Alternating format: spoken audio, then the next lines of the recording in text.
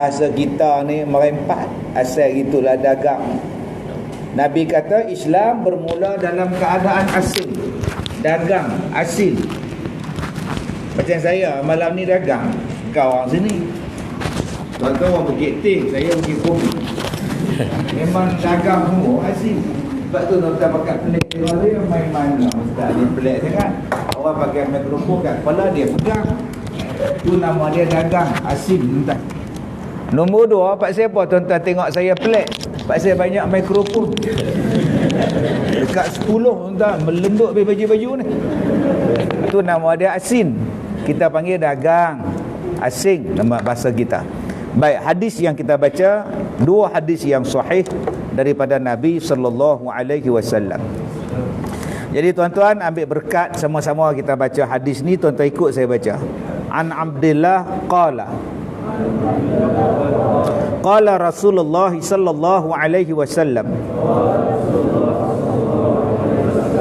innal Islam bada'a ghariba wa sayaudu ghariba kama bada'a fatuba lil ghuraba.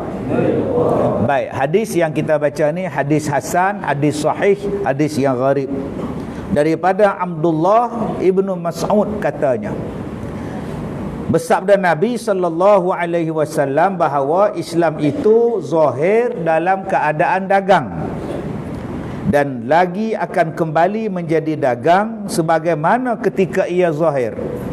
Maka baguslah bagi segala yang dagang. Itu hadis yang pertama. Hadis yang kedua, An Amru bin Auf, boleh ikut. An Amru bin Auf anna Rasulullah sallallahu alaihi wasallam inna ad-din la ya'rizu ila al-Hijaz kama ta'rizul al-hayah ila juhriha wa la yaqalanna ad-din min al-Hijaz maqil al-urwah al-urwiyah min ra'sil jabal inna ad-din bada'a ghariba wa yarji'u ghariba fatuba lil ghuraba alladhina yuslihun ma afsadan nas min ba'di min sunnati. Hadis yang hasan lagi sahih. Daripada Amru bin Auf katanya bahwasanya Rasulullah sallallahu alaihi wasallam bersabda bahwasanya agama ini berhimpun di negeri Hijaz sebagaimana berhimpun ular kepada lubangnya, dan berlindung agama dalam Hijaz sebagaimana tempat berlindung rusa pada masuk gunung, pada kemuncak gunung. Bahwasanya agama mulanya dagang dan kembali ia menjadi dagang. Maka baguslah bagi orang yang dagang, yang memperbaiki mereka itu akan barang yang dibinasakan orang daripada mereka selepas aku daripada jalanku. Baik, ada 2 hadis sahih yang Nabi sebut tentang peristiwa yang akan berlaku kepada kita di akhir zaman, iaitu Islam akan menjadi dagang. Kita semua ni akan diuji dalam macam-macam bentuk ujian. Kerana awal-awal Islam datang ke Mekah, umat Islam pada masa itu diuji. Mana ada orang Islam di Mekah pada masa itu yang hidup senang lenang, yang hidup dalam keadaan bahagia, sopan santun, seronok-seronok main X1R? Tak ada tuan. Saya masa masuk dekat pintu pagar, anak-anak tuan-tuan tanya, Ustaz, X1R mana? X1R dia tanya tuan. Tak ada tuan. Di Mekah adalah tempat yang penuh dengan ujian. Siapa yang sebut saja Islam diseksa. Bilal bin Rabah diheret, dibukakan baju dia, diheret tengah padang dengan batu, diheret tengah padang pasir yang panas, yang tandus, diletak pula batu atas perut. Kamu nak Islam ke, kamu nak keluar pada Islam? Ada yang dibunuh, ada yang diboikot. Kata Rasulullah, Islam bermula macam tu, dan akan sampai satu zaman Islam juga. Mikrofon ni saya ada, saya tak ada. Macam nak cerita kan? Tekan tepinya nak. Depan tak ada mic lagu ni. Dia menyanyi sikit tu. Di antara benda yang paling penting mikrofon, tuan-tuan. Baik. Teruk nak pegang jam. Hello. Yang tu luar saja. Main teriak ni pula.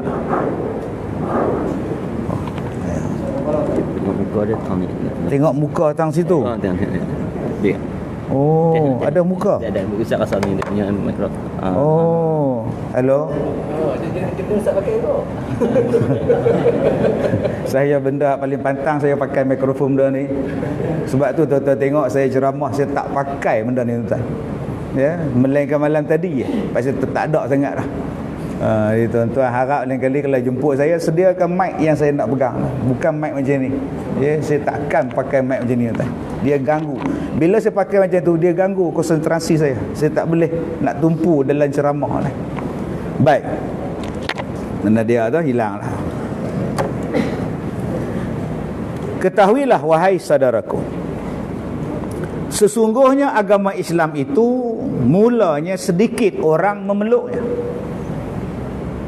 Islam bermula dalam keadaan dagang. Maknanya apa? Pelik. Dalam ramai-ramai orang duk sembah berhala, tengok-tengok Nabi Muhammad mai bawa bagi tahu bahawa berhala tu bukan Tuhan. Daripada ratusan tahun orang duk sembah tokong, mai Nabi Muhammad kata berhala ni bukan Tuhan. Yang apa duk sembah ni bukan Tuhan. Oh, jadi pelik.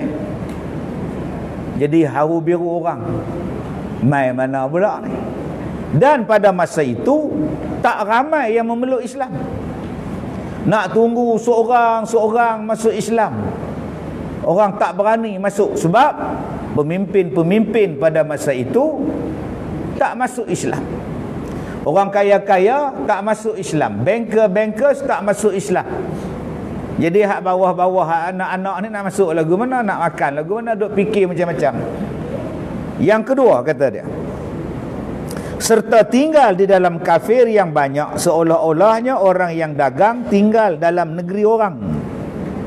Tuan-tuan cuba tengok, bila nak semayang sorok-sorok, mai nak semayang ni sorok-sorok. Sebab tu bila semayang waktu siang masa itu, Zuhur tak bunyi apa, semayang asar tak bunyi apa, sampai lah ni. Mai maghrib baru bunyi sikit, mai isyak baru bunyi sikit, mai semayang subuh baru bunyi. Hak Zuhur tak bunyi, asar tak bunyi. Pasal apa? Orang kafir tu duk lalu lalang. Sagi mai duk dengar orang semayang ni pakat duk pelik, kena semayang senyap-senyap. Bila dah malam, baru mereka buat sibuk hai masing-masing, barulah boleh baca Quran semayang tu derah sikit. Nak dengar kuliah daripada Nabi, bukan boleh buat ceramah macam kita ni, banner sepanjang jalan. Banner tuan-tuan ceramah malam ni, hujung sampai tepi pagar masjid. Nabi Muhammad dulu nak ceramah, bisik-bisik, senyap-senyap, sorok-sorok. Ni nama dia dagang. Sebab kalau buat ceramah bising-bising, buat ceramah riuh rendah, orang mai bunuh. Nak semayang depan Kaabah tak boleh. Semayang kali tak boleh, tuan-tuan. Semayang sorok-sorok. Sebab tu adik Saidina Umar Baca Quran pun senyap-senyap. Toha ma anzalna alaikal Quran litashqa tu. Adik dia baca senyap-senyap, suruh kok abang dengar. Dengar juga. Begitulah Islam, kata Nabi, bermula awal-awal di Mekah. Dan kata dia lagi, kemudian daripada itu Islam menjadi kembang dan tersiar dan zahir ia sampai pada hari ini. Kemudian pula akan berlaku kurang orang yang memeluknya dan jadi cedera hingga kembalilah ia kepada mula-mulanya. Maka kata Nabi sallallahu alaihi wasallam, bada'a ghariban, Islam akan kembali balik macam dulu-dulu. Nak semayang pun senyap-senyap, takut-takut. Nak ceramah pun senyap-senyap, takut-takut. Nak sebut aku ni Islam pun takut-takut. Dulu nak sebut saya Muslim, takut. Nanti geng-geng Abu Jahal, Abu Lahab bunuh. Tuan-tuan, hari ini ada orang yang nak bubuh nama Muhammad tu dekat IC anak dia, dekat surat beranak anak dia pun dia tak mahu bubuh.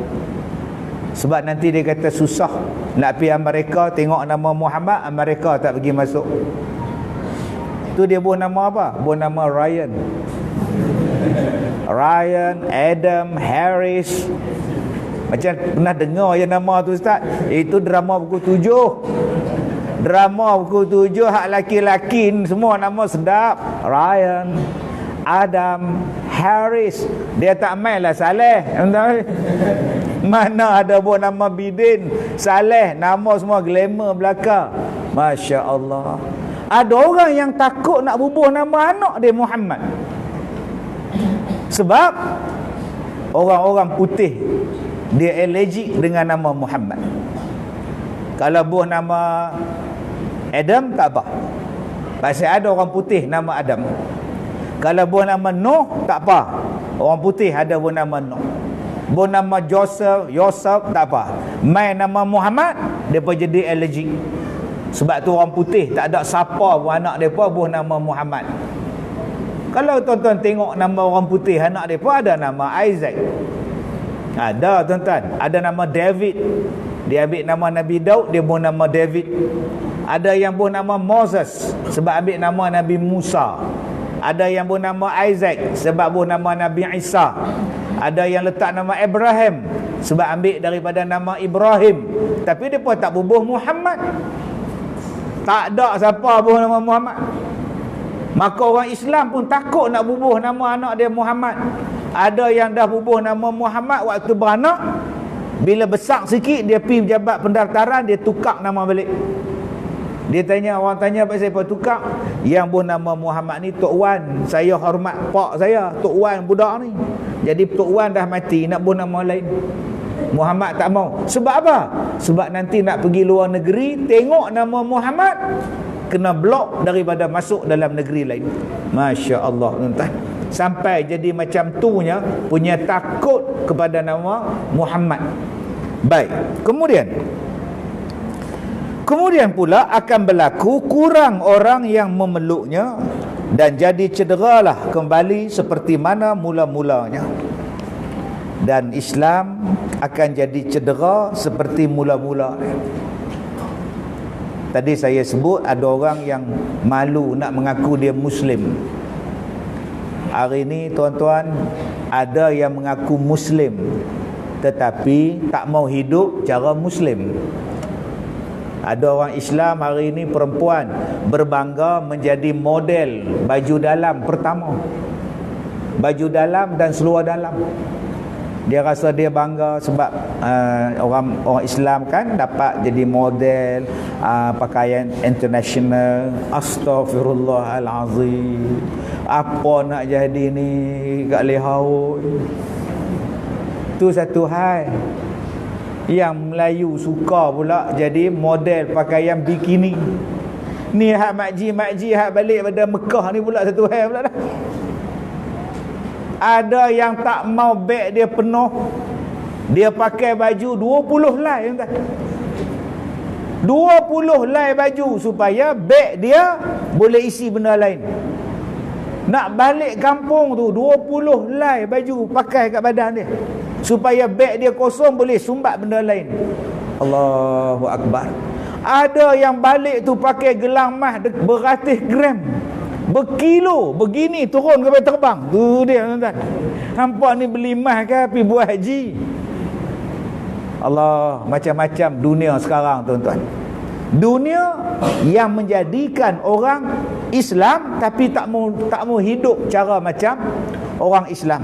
Nak mengaku tu Islam, mengaku tapi tak mau. Dia kata tak mau, kita tak mau kita tak mau sangat tunjuk yang kita ni Islam. Ini nama dia liberal.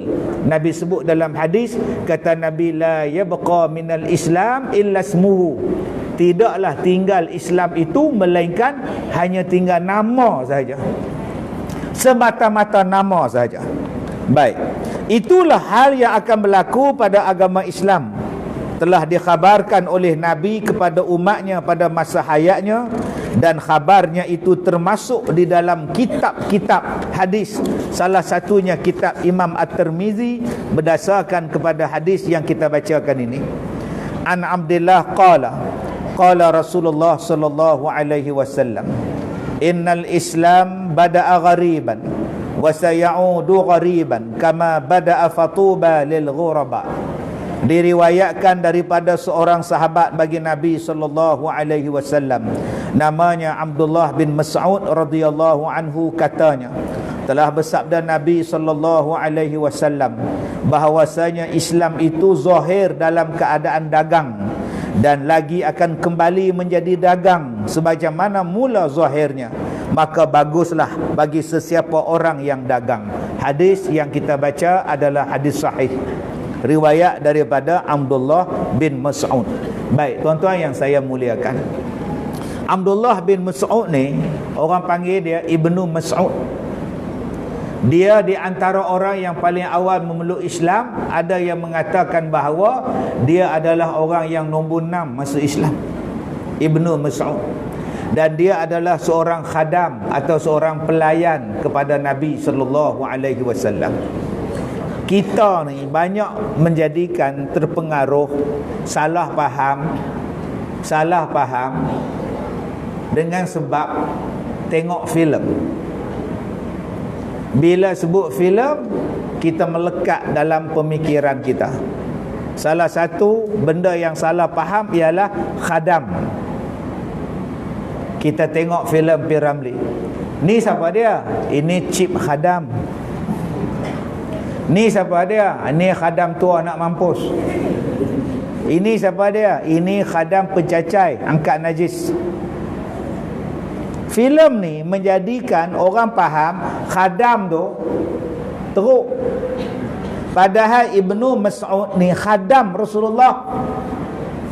Bila kita faham khadam macam cerita P. Ramlee, kita membayangkan Ibnu Mas'ud adalah khadam macam cerita P. Ramlee. Khadam yang kita maksudkan ni ialah orang yang memberi khidmat. Khidmat tu bahasa Arab. Orang yang berkhidmat kepada Rasulullah.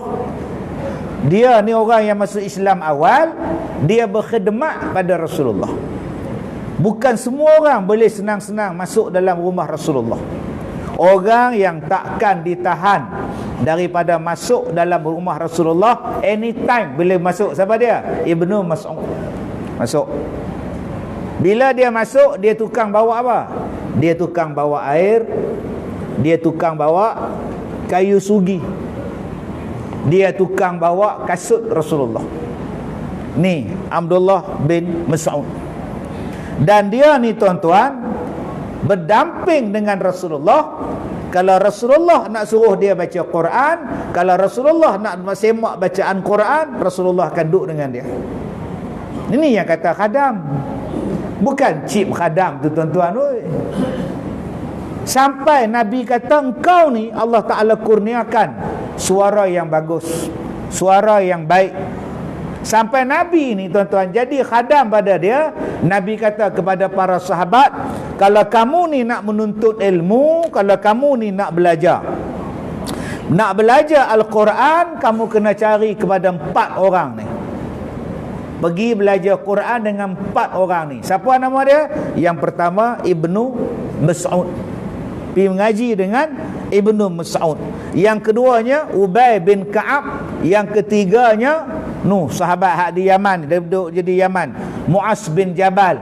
Satu lagi tuan-tuan, Salim Maula Abi Huzaifah. Ada 4 orang Nabi kata, kalau korang nak belajar Quran, pergi belajar dengan 4 orang ni. Salah seorangnya perawi hadis yang kita sedang baca ni, iaitu Abdullah bin Mas'ud radhiyallahu anhu.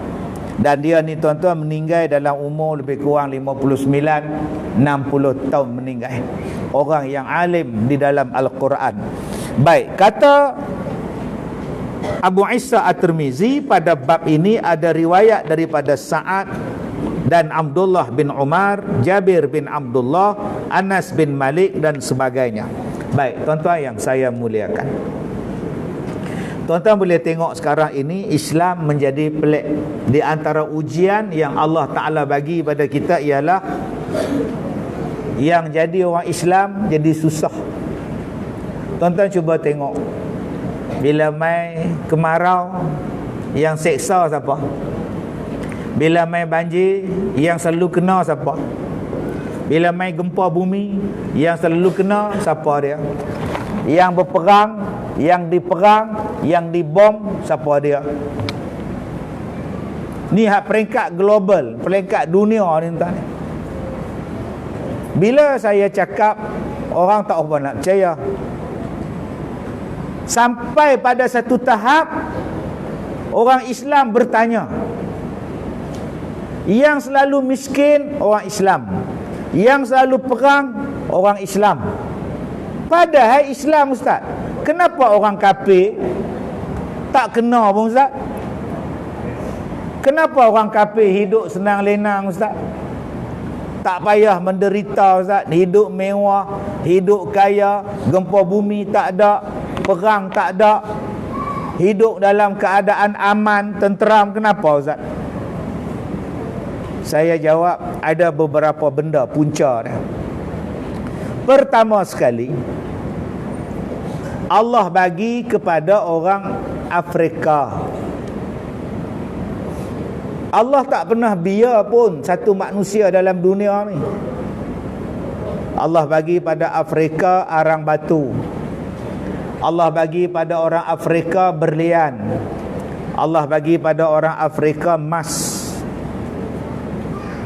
Kaya raya, badan hitam, tinggi, besar, tapi Allah bagi emas, Allah bagi arang batu, Allah bagi berlian. Tapi apa yang mereka buat? Mereka bergaduh sama-sama dia orang. Bila berebut kuasa, jadi pelarian. Berlian yang banyak, barang batu yang banyak, beli senjata. Dan senjata tu tembak sama-sama mereka. Maka jadi perlarian, jadi kebuluran. Salah Allah ke salah siapa? Mai kepada negara Arab, Allah bagi dekat mereka padang pasir, durian musangking tak ada, sawah padi pun tak ada. Allah bagi padang pasir, panas. Tapi Allah ganti dengan minyak. Minyak ni Allah kaya raya, tuan-tuan.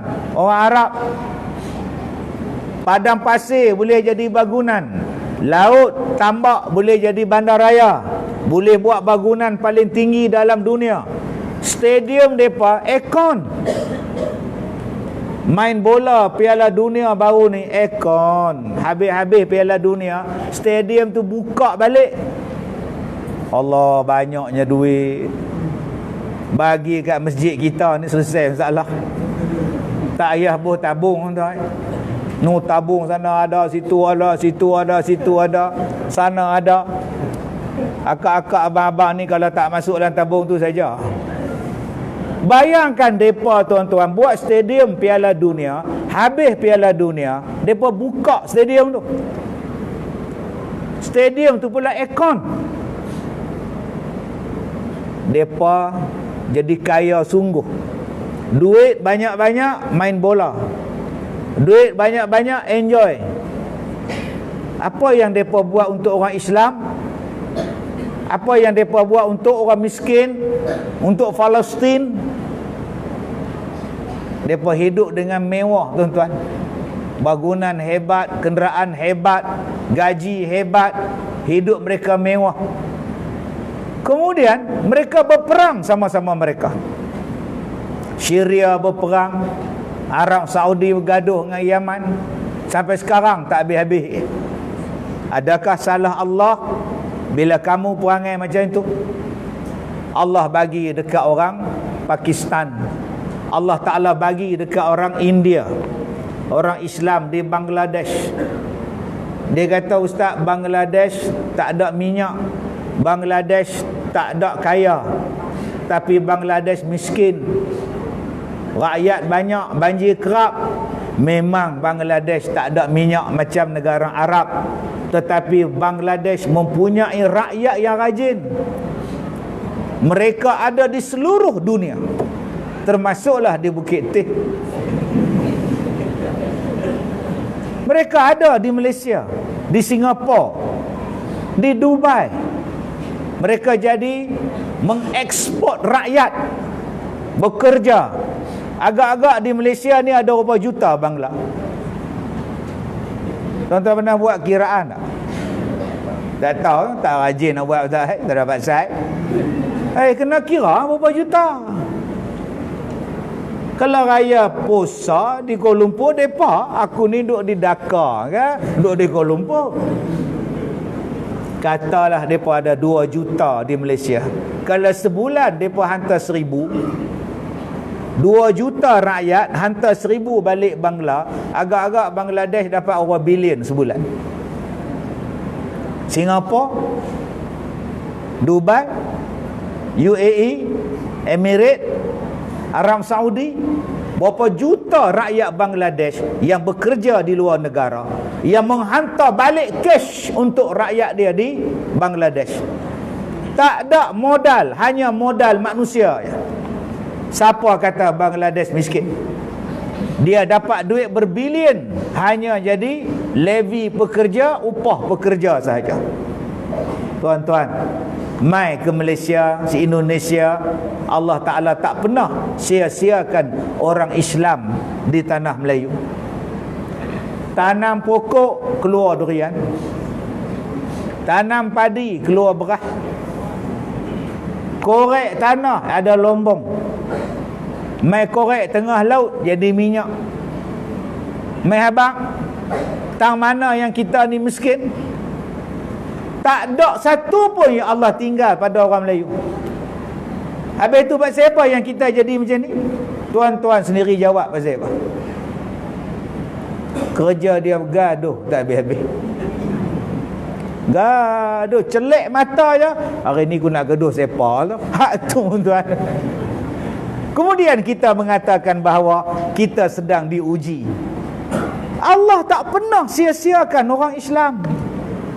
Allah bagi bekal. Allah Ta'ala sebut dalam Quran, وَلَقَدْ مَكَّنَّاكُمْ فِي الْأَرْضِ وَجَعَلْنَا لَكُمْ فِيهَا مَعَايِشْ قَلِيلًا مَا تَشْكُرُونَ. Allah jadikan tempat tinggal kamu di bumi, dan Allah jadikan di bumi ni ada kehidupan. Tak ada siapa pun patut jadi melarat.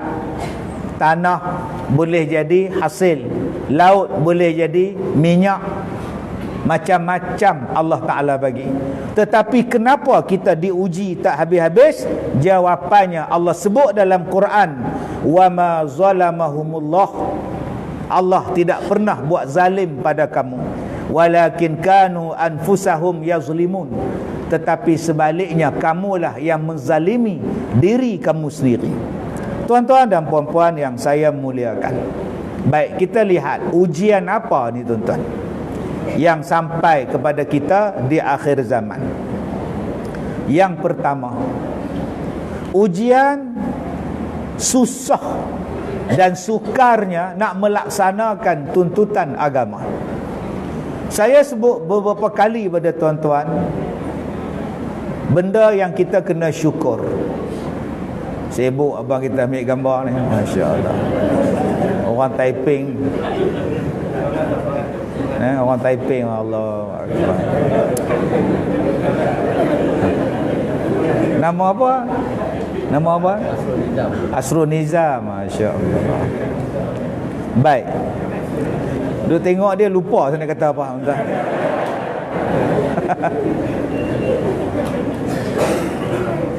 Saya sebut banyak kali pada tuan-tuan. Tadi pun saya tengok gambar yang tuan-tuan pamerkan tentang aktiviti masjid. Alhamdulillah, tahniah jawatankuasa bagus, anak-anak karya bagus, aktiviti banyak bagus. Kita baru ni buat korban, sekolah saya buat korban 23 ekor lembu. Tuan-tuan tahu tak? Ada negara yang saya pergi ceramah tidak boleh sembelih lembu korban. Mereka hanya dibenarkan sembelih kambing untuk korban. Lembu, no. Malaysia kita masih boleh buat korban lembu, unta, kambing, kerbau. Syukur pada Allah. Ada negara yang saya pergi ceramah tidak boleh buat korban di khalayak ramai. Kita hari ini boleh buat korban pekarangan masjid, tanduk orang kampung. Ada yang saya tengok dia ikat lembu korban dekat kanopi punya tiang. Astagfirullahalazim. Dengan kanopi reban sekali. Hang belajar di mana ikat lembu dengan kanopi? Kanopi ni budak dah jam 4 pun reban kena tarik entah ni. Dia gomoy dengan lembu. Allah, ada hak lembu lepas meleh tak mati. Jalan tegak tengok orang tu. Hak tengkok kena putih lah. Dia tengok orang tengok dia tengok orang. Apa tengok dia marah pula tak. Ada tempat lain tak boleh buat macam tu. Depa boleh sembelih dalam bilik di tempat penyembelihan. Yang boleh masuk orang yang buat korban, orang yang sembelih. Hak lain tak boleh. Dan bawa bagi makan eda-eda ya. Tak boleh nak lapah macam kita, tak boleh ada kupon-kupon macam kita ni, tak ada. Bersyukur pada Allah kita boleh buat korban. Tadi saya mai di depa bang. Depa azan. Malaysia kita boleh azan lagi. Syukur pada Allah. Yang saya pergi ceramah satu negara azan tak ada mikrofon, speaker ada. Azan tak boleh guna mic, tak boleh guna speaker. Jadi saya mai sembahyang asar, saya duduk di bawah. Saya tengok jam dah masuk waktu, depa ni bila nak bang. Rupanya dia naik kot tangga depan ni, dia pergi bang atas bumbung, atas sutuh dia atas. Yang mikrofon ada dia tak pakai, pergi naik dia atas. Allahu Akbar, Allahu Akbar. Orang Pakistan. Allah. Saya pun Allah. Siapa lah nak main? Lalah kami berempat sembahyang. Siapa nak dengar tuan? Habis sembahyang saya tanya dekat dia, kenapa tak guna mikrofon? Speaker. Dia kata not allowed. Oh, tak boleh pakai. Oh, kalau pakai, kena pakai, kena saman. Nak bang pun tak boleh. Saya cop pasport, mai dekat immigration negara depa, saya cop. Dia tengok pasport saya, dia tengok muka. Ustaz ada ceramah? Ya. Ustaz, boleh tanya soalan? Silakan. Saya kerja. Faham? Saya tahu saya faham. Mana ada kat lepak, saya kat kerja lah. Tapi saya kerja tak boleh tutup aurat. Okey. Saya tak boleh tutup aurat. Okey. Tapi saya sebenarnya tutup aurat. Bila habis kerja, saya pakai tudung. Bila kerja besok, saya kena buang tudung. Apa hukum pekerjaan saya, Ustaz? Saya tanya, kenapa tak boleh pakai tudung? Kalau nak pakai tudung, berhenti kerja. Undang-undang tak boleh pakai. Allah, kita ni, isteri kita cikgu boleh pakai. Nurse boleh pakai. Negara mereka tak boleh pakai, tuan-tuan. Nak pakai, berhenti aja. Ini undang-undang. Nak semayang, zuhur tak boleh. Nak semayang, jamak dengan asar. Buat jamak dengan asar dia pejabat, mana boleh, Kak? Kami tak boleh semayang, Ustaz. Kita hari ni semayang sampai pukul 4 semayang Jumaat. Buat apa tu hanya lama kan? Punya mewahnya semayang Jumaat pukul 4 baru masuk ofis. Terlebih semayang kita. Hang baca khutbah ke apa? Berapa kali khutbah hang baca pukul 4 baru hang masuk. Punya tak bersyukurnya kita, tuan-tuan. Kita takut kalau kita tak jaga benda-benda ni, tuan-tuan, yang kita dapat nikmat Islam ni susah. Lama-lama orang tarik, nak baca Quran tak boleh. Tuan-tuan ingat orang suka ke mendengar azan dalam radio? Mendengar azan dalam televisyen? Tuan-tuan ingat tuan-tuan ada orang suka ke bila ada program resmi baca doa? Dijemput kepada sahibul fadilah untuk membacakan bacaan doa. Orang ramai tak suka tu, tuan-tuan. Sebab tu kita orang Islam bila duduk tengok keadaan macam tu bersyukur. Kerana di negara-negara lain, tuan-tuan, nak baca doa pun tak boleh. Masjid tak ada. Di airport tak ada macam kita. Kita boleh buat sembahyang Jumaat. Saya tanya dekat dia, saya nak sembahyang, saya orang Islam, boleh tak saya tanya di mana tempat saya boleh sembahyang?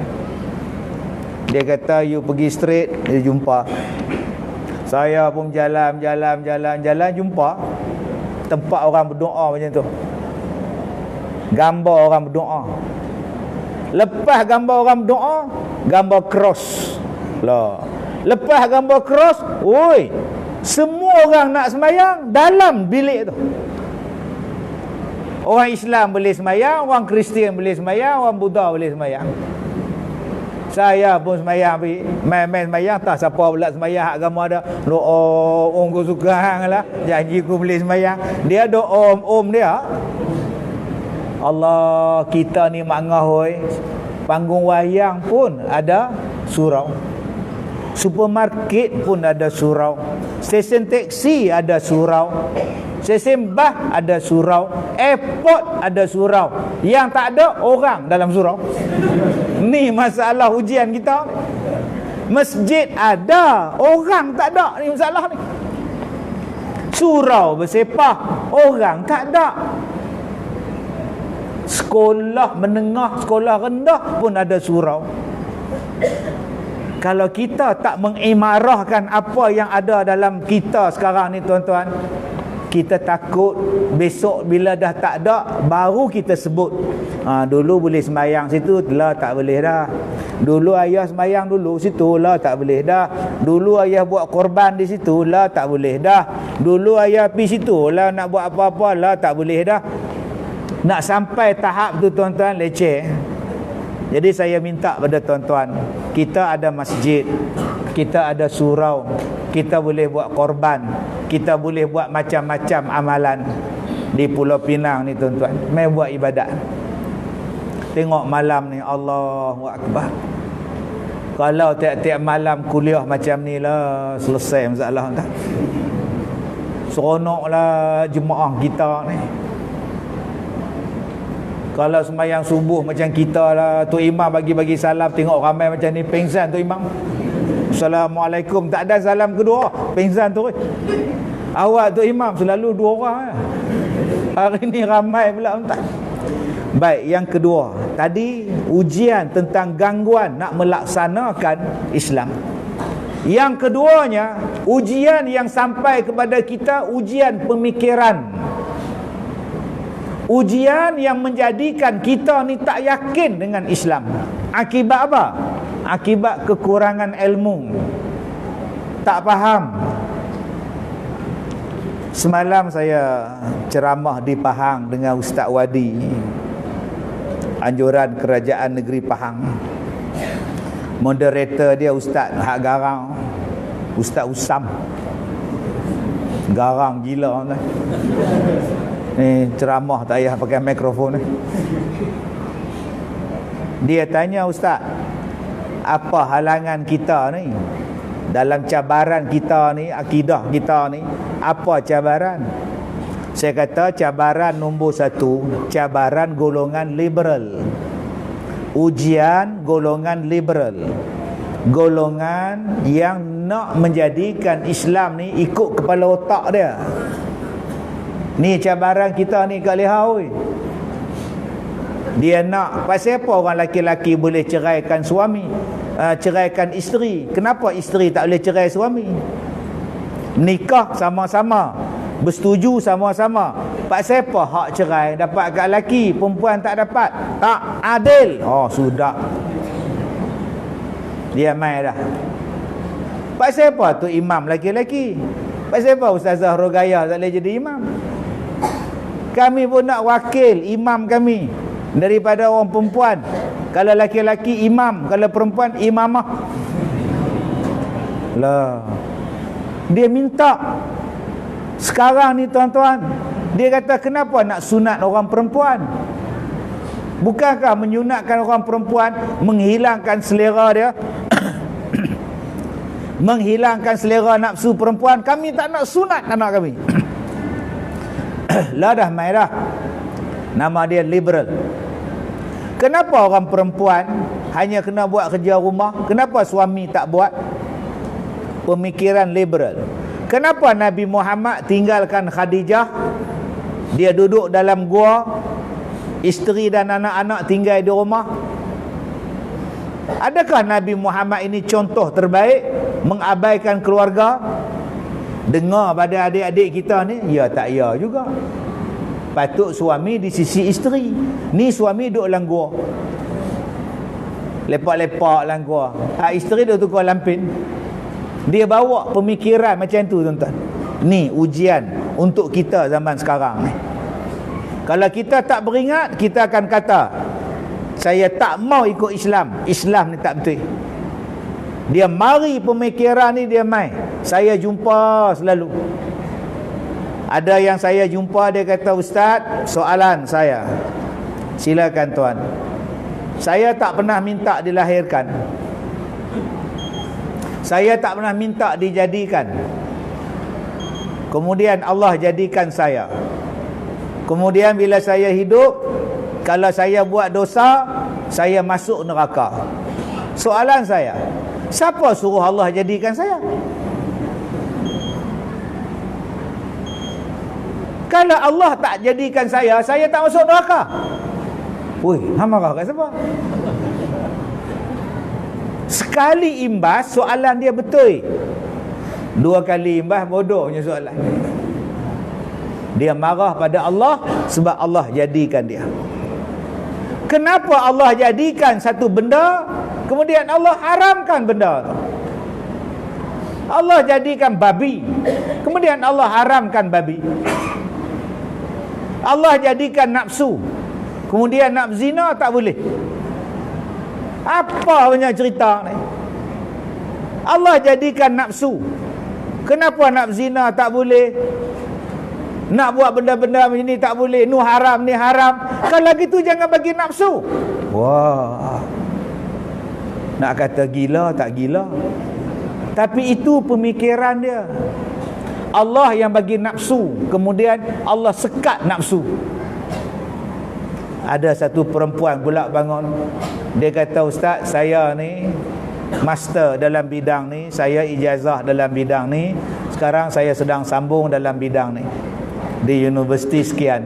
Soalan saya, Ustaz, Nabi Muhammad belajar di mana? Saya lulusan universiti ni, sekarang saya sedang buat master. Soalan saya, Nabi Muhammad belajar di universiti mana? Kenapa saya yang belajar universiti nak ikut orang yang tak masuk universiti? Allah, entah. Dia mari pada kita ni. Ada mak datang jumpa saya, Ustaz, anak saya menikah dengan orang Syiah. Ustaz, tolonglah doa, Ustaz. Anak saya menikah dengan orang Syiah. Lepas-lepas menikah terus buat balik, sekarang tak tahu duduk tak mana dah. Semayang tidak, apa pun tidak. Main jamak 24 jam ustaz. Main lagi ustaz, anak saya menikah dengan mu'alaf 2 bulan balik, sekarang tak tahu dah. Dengar cerita dia masuk balik agama dia, dengan anak-anak saya masuk sekali ustaz. Anak lelaki, anak saya perempuan ustaz. Saya ni tuan-tuan, kalau mikrofon sedap tuan-tuan, saya nak sambung lagi. Betul saya cakap tuan-tuan, saya sedih malam ni, kecewa tuan-tuan mikrofon ni. Pasal banyak benda saya nak terangkan tentang ujian ni, tapi saya terpaksa pekik terlolong ni, sakit tekak saya tuan-tuan. Lain kali tuan-tuan minta sedia mikrofon elok ni. Sewa pun tak apa. Pasal benda hak tajuk yang kita bincang malam ni adalah benda yang sangat penting. Ujian yang Allah Ta'ala bagi pada kita bukan setakat ujian yang tuan-tuan faham ni. Ujian sakit, ujian miskin, ujian susah makan, ujian berada dalam keadaan kematian. Banyak bentuk ujian. Ujian-ujian yang saya sebut tadi, walanabluwannakum bisyai'im minal khauf wal ju' wa naqsin minal amwal wal anfusi wath thamarat wa basyiris sabirin. Itu ujian yang mesti Allah bagi.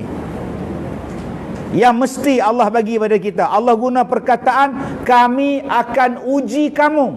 Walanabluwannakum bisyai'im, dengan sedikit ketakutan. Ada orang yang takut miskin, ada orang yang takut mati, ada orang yang takut gemuk. Ada orang yang takut sakit, ada orang yang takut suami dia menikah lain, ada orang yang takut pada isteri. Allah Ta'ala pasti uji kita dengan ketakutan. Ni hak depan saya ni, berapa ramai hak takut? Ada yang takut hantu. Takut hantu. Tuan-tuan, Allah tu maha besar, Allah maha gagah, Allah maha hebat.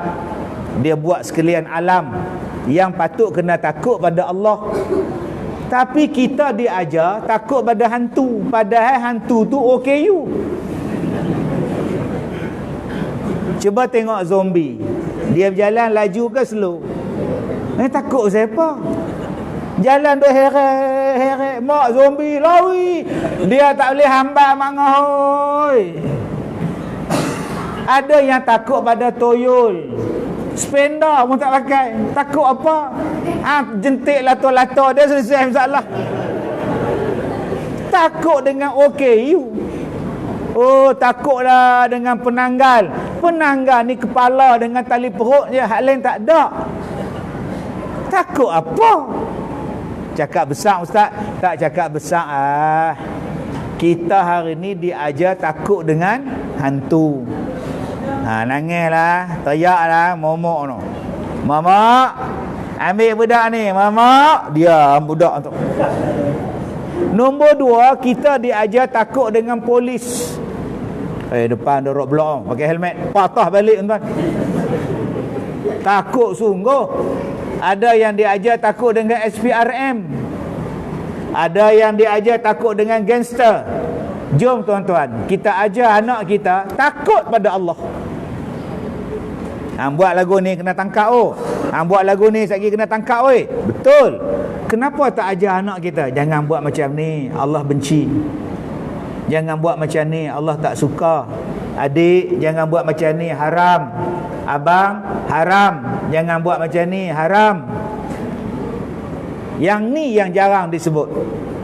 Yang kita duk ajar pada anak kita, buat macam ni, nanti lulus periksa, nanti pandai. Hambat anak tak pergi tuition, tapi tak hambat anak semayang. Ni masalah. Anak tak semayang, buat bodoh. Anak tak pergi tuition, susah hati. Anak dapat 9Z, marah. Anak tak boleh baca Quran, biasa. Kita ubah tuan-tuan. Yang kedua, saya nak sebut pada tuan-tuan, saya macam-macam penyakit saya dapat. Dan saya buat operate lebih daripada 4 kali. Operation yang buat di badan saya ni lebih pada 4 kali tuan. Ada sekali tu Mereka nak operate saya punya ni jantung. Doktor apa nama bius, saya kata dekat dia, saya nak bius sepenuhnya lah. Okey, dia temu duga saya lah. Dia tanya saya, darah tinggi ada? Darah tinggi tak ada. Kencing manis ada. Jantung ada. Wah, macam mana you mau operate, you ada jantung? Saya kata kalau saya tak ada sakit jantung, saya mati lah. Kalau saya tak ada jantung, saya mati lah saya. Maksud saya, you ada sakit jantung tak? Oh tu tak ada. Sakit jantung tak ada, jantung ada. Saya maksudkan ialah sakit jantung. Tadi you tanya jantung ada. Memang jantung ada, sakitnya tak ada. Tuan-tuan, bila dia operate, dia kata dalam kiraan 10 saya tak sedar. Dalam kiraan 10 Encik Ustaz tidak akan tidur, tak akan sedar. Saya bila dia bius saja tuan-tuan, dia pekuk saja tuan-tuan, la ilaha illallah, mengucap terus. Takut mati. Tak ada 6, tak sedar apa lah. Sedar dalam wad atas katil. Sakit apa pun tak, yang sakitnya lepas sedar lama sikit baru rasa pedih, sakit. Waktu nak operate tak rasa apa, bius. Jadi akak-akak di sini kalau sakit jangan susah hati, sebab ada bius. Tapi ada tak sakit yang tak boleh bius? Ada dalam kubur. Marah buka bius. Mai malaikat dia tanya, siapa Nabi hang? Siapa Tuhan hang? Saya bius dulu. Aku malas jawab soalan ni. Tak boleh kau oi. Agak-agak sakit potong kaki, selesai masalah. Tapi dalam kubur tak boleh lah. Saya sakit jantung di Kelantan tu 5 hari saya duduk di Kelantan. Doktor tak bagi saya balik. Saya kata nak balik lah dok oi. Dia teringat anak-anak, dia teringat sekolah. Saya kata saya nak balik. Kalau Datuk nak balik, Datuk kena sign atas tanggungan sendiri. Baik, saya sign atas tanggungan saya sendiri. Saya nak balik ke Ipoh. Saya tak mau dah, cukup dah. Dah buat dah, jantung dah buat dah, saya nak balik. Mereka nak pantau lagi jantung saya. Saya nak balik. Saya kata kat driver saya, PA saya, pergi cari tiket kapal terbang. Kita balik ke Ipoh, turun di Subang, dari Subang naik kereta ke Ipoh. Petang tu dia main balik, Ustaz tak payah beli tiket, orang hantar helikopter ambil Ustaz. Alhamdulillah. Orang hantar helikopter di Padang Hospital University Sains. Saya pun naik ambulans pergi kaki helikopter. Saya tanya dekat driver, pilot, kapten, orang ni hantar ambil balik ke bagi terus? Dia kata ambil balik. Lepas-lepas hantar Ustaz kami balik Subang. Ingat bagi terus. Senang saya ceramah naik helikopter. Saya balik tuan-tuan. Saya sign, saya balik. Sakit pun tak apa, balik. Kalau tuan-tuan masuk dalam kubur, sakit dalam kubur, boleh balik? Malaikat nak balik, nak balik, boleh balik? Saya nak cakap apa, segala ujian yang ada dalam dunia ni boleh settle lah makna. Yang makna jadi besar dengan masalah tu pasal apa? Sakit di hospital pun bila minta balik, kadang-kadang doktor suruh balik. Boleh balik dah mak awak ni. Makna tak lama tuan-tuan. Anak pula pergi cabut gigi palsu, confirm tak lama tuan-tuan. Gigi palsu pula rendang dalam gelas, tak lama dah. Tapi kalau dah masuk dalam kubur, tak boleh balik dah. Hadaplah. Dan kalau boleh balik pun tak ada siapa nak. Mati pukul 3 tanam, balik pukul 7. 7 malam mayat balik. Duduk atas kursi tengok TV. Isteri keluar bilik ayak terkejut. Lah abang balik outing. Pukul 9 balik pula. Tak boleh dah. Saya nak habaq pada tuan-tuan nombor 2. Di sini ni semua ada masalah. Siapa sini yang tak ada masalah? Masalah paling besar saya duk pegang mic. Ni paling besar ni. Saya nak habaq boleh selesai Mak Ngah. Mak Ngah tengah bergaduh dengan suami Mak Ngah ke? Cerai Mak Ngah. Selesai masalah. Yang duk keduk dai pasal apa? Lebam ni. Lebam kena pukul ni. Bawa ayak main jumpa saya. Ustaz tolong saya buat ayak penawar. Suami Mak Ngah duk pukul. Selalu lah. Tiap-tiap hari Ustaz. Satu badan habis lebam. Lah ni macam ni Mak Ngah. Mak Ngah pergi hospital buat check up. Lepas tu pergi balai polis report. Lepas tu pergi jabat qadi mengadu. Kalau nak minta cerai pun cerai lah Mak Ngah. Kita menikah ni bukan nak kena pukul. Kita menikah ni nak bahagia. Pergilah cerai. Mak Ngah tak nak cerai tak? Kalau tak mau cerai tak? Kalau tak mau cerai tak apalah. Sabarlah ujian Allah kau. Kau tak sabar dah Ustaz. Kalau kau tak sabar, kau minta cerai lah kau. Kau tak mau bercerai Ustaz. Kalau kau tak mau bercerai, kau sabarlah. Kau tak sabar dah Ustaz. Sekali lagi aku yang hilang sabar Mak Ngah ni sekali lagi. Dia ada tempo walaupun bercerai, dia ada tempo bertenang, nama dia iddah. Kalau rasa-rasa nak rujuk balik, rujuklah. Bukan maknanya cerai ni habis dah. Habislah bercerai, sian kat anak-anak hang, sian kat dia. Sian apa? Ni mata aku tak kesian macam panda ni. Belah hitam lah ni, hitam bukan macam beruang panda ni. Pergi minta cerai. Lepas 2 minggu dia rindu. Laki dia pun ambil handphone, WhatsApp janda dia, Akum. Janda dia jawab, wakelam. Semua bahasa ringkasan. Wak apa tu? Tak ada wak apa pun. Soalan yang ketiga. Ingat kita tak? Janda dia jawab, boleh belah. Sudah tuan-tuan. Kalau gitu mai ke sekolah saya, stok banyak. Mai cari isteri baru dah. Segala masalah dalam dunia boleh selesai.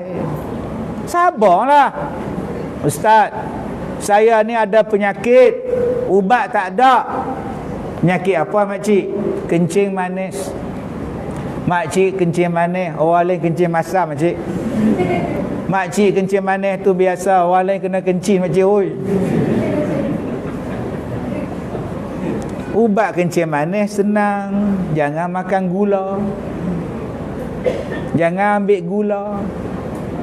Selesai masalah. Jangan makan tepung. Gula makcik tak makan. Roti canai tu tiap-tiap hari. Tepung yang ada gluten tak mau. Makcik nak hilang kencing manis? Boleh. Puasa. Jangan makan susu. Susu pekat tu. Sekali makan pakcik, teh tarik. Setengah gelas hang makan susu ke minum teh? Setengah gelas ni tuan-tuan susu. Tu macam mana kaki dia tak tinggal setengah? La ilaha illallah. Ada ubat. Ubat dia kadang-kadang ubat, kadang-kadang cair, kadang-kadang ubat biji, kadang-kadang sapu, kadang-kadang potong, kadang-kadang pantang. Ustaz, saya ada masalah anak-anak Ustaz. Sabarlah kau. Anak siapa yang tak ada masalah? Anak dia pandai Ustaz oi. Anak kak bodoh. Anak dia pandai-pandai, tiap-tiap hari balik ke kak? Raya orang tak balik, sibuk. Anak dia besar Ustaz oi. Raya haji baru ni tak balik. Oh. Setahun sekali, setahun ada. Sekali tu pun buat balik komputer. Saya duk ngadap komputer je. Terlebih pandai. Tu raya haji ni baru ni tak balik. Tu jiran kak tanya tak balik ke? Dia kata cuti tak ada. Lagipun hari tu raya Ponggol dah balik. Anak kak tak pandai ada tu. Ada tak 24 jam di rumah? Ada kan saya. Dia kerja apa? Tu kerja kilang depan tu. Dialah yang duk hantar kak pergi masjid, pergi beli market lah apa semua dia. Ada sebab Allah Ta'ala bagi macam tu. Ada sebab Allah Ta'ala bagi macam ni. Semua benda tu ada sebab. Relax lah kak.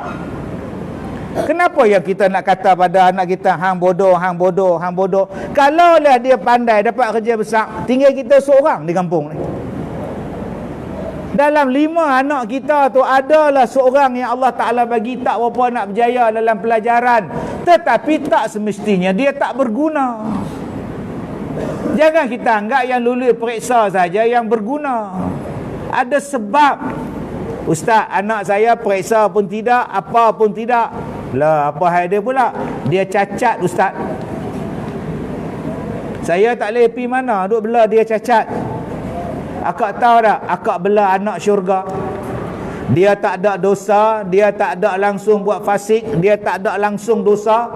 Akak bela orang yang tak ada dosa. Apa hukum kak? Pahala besar pada akak. Allah nak bagi syurga pada akak sebab Allah bagi anak akak anak syurga. Sabar. Itu tandanya Allah sayang pada akak. Ustaz senanglah cakap, ustaz jantan. Habis tu apa masalah akak? Masalah saya ustaz, saya ada suami. Suami saya pemalas, suami saya panah baran. Sabar kak. Kalau akak tak sabar, akak minta cerai. Kadang-kadang Allah bagi suami hak nombor 2 lagi bagus daripada suami hak nombor 1. Allah test dulu. Apa yang hang buat dengan isteri pertama? Kadang-kadang bila dah bercerai dengan yang pertama, Allah bagi hak nombor 2 lagi bagus beratus kali ganda. Cuma Allah nak tengok kita sabar ataupun tidak.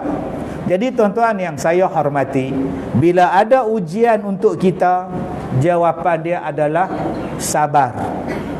Wa basyiris sabirin. Itulah benda yang saya pegang dalam hidup saya. Tuan-tuan pun tengok cerita saya, dengar cerita saya, tuan-tuan pun tengok macam mana hidup saya. Macam-macam cabaran, fitnah, sakit, sihir, macam-macam. Tak boleh ceramah, dilarang ceramah, macam-macam. Orang nak bunuh, orang ugut, orang simbah dengan asid. Orang letakkan pisau di celah tangan, mai salam dengan saya supaya tangan saya terbelah. Orang cekak saya ni. Kalau cekak musang tak apa, ni cekak baju salam. Cekak musang tak apa tuan. Orang toreh kereta Allah, orang campak air kencing dalam rumah. Tuan-tuan ingat seronok ke jadi penceramah ni? Yang tahu cerita ni anak saya ada tengah-tengah ni, tuan cari mana dia. Dia berdiri dekat pintu pagar, pintu gate. Dia ambil botol lempar. Penuh air kencing. Macam-macam tuan-tuan ni. Tapi saya pegang dalam prinsip saya, Allah nak bagi benda lain. Allah nak bagi benda lain. Allah test kita. Jadi sabar, nanti kita dapat apa yang Allah janjikan. Tu ya. Tak payah merungut. Dulu saya kena penyakit kulit. Saya pun takut tengok kulit saya. Saya kata dekat isteri saya ni, mama jangan geli pula. Kalau rasa geli, pergi duduk bilik lain. Dia kata tak apa abang, susah senang kita bersama. Allah, apalah jenis penyakit tu yang kecoh satu Malaysia. Tak lama tu, dalam duk sakit-sakit tu, datang pengarah filem offer saya berlakon. Bayangkan tuan-tuan, gila tak gila? Jadi tuan-tuan, kalau nak jadi pelakon filem, Minta sakit kulit. InsyaAllah. Bukan setakat dia berlakon, saya jadi hero. Mana ada orang tua macam saya jadi hero? Ustaz pula tu. InsyaAllah akan keluar ni. Harap-harap 90 juta juga. Allahu Akbar. Yang terbaru saya dapat tawaran merakamkan album. InsyaAllah tuan-tuan, saya akan buat album dengan KRU. 10 buah lagu. Bayangkan tuan-tuan, yang artis jadi ustaz, ustaz pula jadi artis. Betul-betul akhir zaman dah tuan-tuan, nak kiamat dah ni. Jadi sabar, sabar tuan-tuan. Di sini semua ada masalah. Cari penyelesaian elok-elok. Jangan ambil jalan syirik, jangan ambil jalan nyawa sendiri, jangan buat kerja bodoh, pisihkan orang, jangan buat kerja bodoh, serahkan diri pada benda yang tak kena. Anak dia tak kahwin-kahwin, umur 30, dia bawa anak dara dia pergi jumpa bomo, dia suruh mak bapak dia duduk di luar bomo ni. Anak dara masuk dalam bilik mandi, mandi bunga. Mandi bunga pula atas riba tu bomo. Agak-agak siapa menantu dia bah? Mana faham? Tak faham sudah. Dapat ke bomo mana ni? Kena tangkap bomo tu. Yang paling saya marah sekali, depa panggil bomo tu ustaz. Tu salah. Pasal orang kita ni asal bismillah aja ustaz. Bismillah. Ya ustaz macam mana anak saya ni? Hang bodoh ke apa? Pergi bagi anak dara hang mandi dalam bilik mandi dengan bomo tu. Konon-konon mandi bunga buang siai. Hampa pula duduk di luar. Nak jadi apa? Masalah anak tak ada jodoh. Biasa. Satu makcik datang, dia kata, ustaz anak saya pilot, tak kahwin-kahwin, 38 dah, kat 40 dah. Macam mana ustaz? Yang ni tuan-tuan kena ikut pengajian saya di Masjid Abdullah Fahim. Kenapa dia tak kahwin? Kenapa? Kita sebagai mak bapak kena tanya dia. Saya pernah meminang satu perempuan, umur 40 lebih, tak kahwin.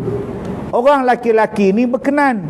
Dia kata, ustaz, saya wakil pada ustaz minang perempuan tu.